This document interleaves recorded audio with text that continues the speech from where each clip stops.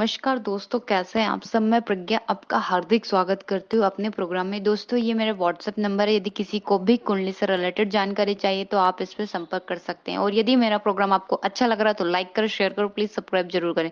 दोस्तों, आज हम बात कर रहे हैं राहु के बारे में। हमने पहले भी मेरे जो पिछले वीडियो है उसमें मैंने काफी राहु के बारे में बताया, जिसमें केतु का सबसे हाईएस्ट भी गया है। तो राहु ग्रहों में छाया ग्रह माना जाता है दोस्तों। और वैसे राहु आज इलेक्ट्रॉनिक मीडिया या वायरलेस जो कम्युनिकेशन है उसका कारक है। और युग भी वैसा ही है और काम भी उसका उसका धड़ धड़ है ना, जो सिर सिर है। तो उसका नीचे का बॉडी नहीं है, तो उसका दिमाग ही चलता है बस। तो राहु कैसे भूत प्रेत तंत्र मंत्र मैली विद्या जादू नजर टोना टोटका शमशानी जो होती है विद्याएं उनका घोरी, और जो किरणें होती हैं अल्ट्रावायलेट, ये सब हताशा निराशा असाध्य बीमारी जैसे कैंसर जैसे रोग सब राहु की देन है दोस्तों। राहु एक प्यास है, जहां बैठता है ना वो उसको कभी भराता ही नहीं, और उसको तुरंत चाहिए चाहिए ही चाहिए। वो मिल जाता है तो फिर उसको बोलता नहीं अब ये नहीं चाहिए, अगला चाहिए। वैसा होता है राहु। उसका जो पांचों इंद्रियां होती हैं जो हमारी उसी के कंट्रोल में रहती है, क्योंकि उसका सिर सिर है। और पांचों इंद्रिय जो हमारा मुंह नाक कान ये आंखें ये सब, ये क्या है, पांचों इंद्रियां तो ये उसी के कंट्रोल में। इसलिए तो हम भटकते हैं ना, जो राहु के कारण ही तो है जो हमारी भूख प्यास बढ़ती है। वो चैन से रहने नहीं देता है दोस्तों। उसको ऐसा है कि ये भी ले लूं वो भी ले लूं, अब ये मिल गया तो दूसरा चाहिए। एक नशा एक जुनून एक पागलपन है उसको। और दोस्तों, जब मिल जाता है तो उसके बाद अगला चाहिए। उसकी प्यास है मतलब खत्म ही नहीं होती।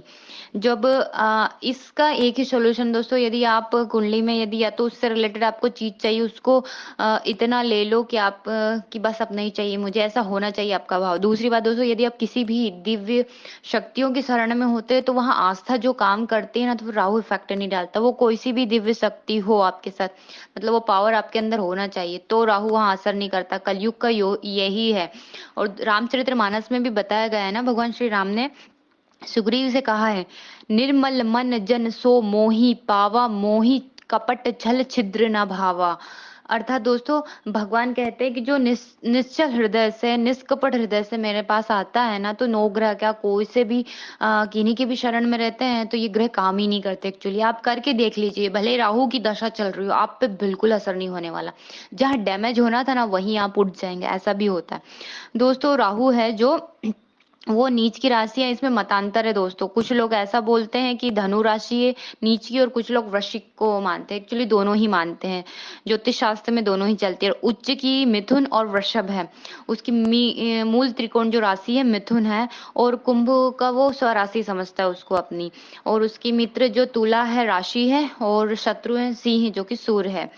दोस्तों, राहु देने पे आए तो इतना देता है ना बहुत ज्यादा, और बिगाड़ने पे आए ना तो पूरा बर्बाद ही कर देता है।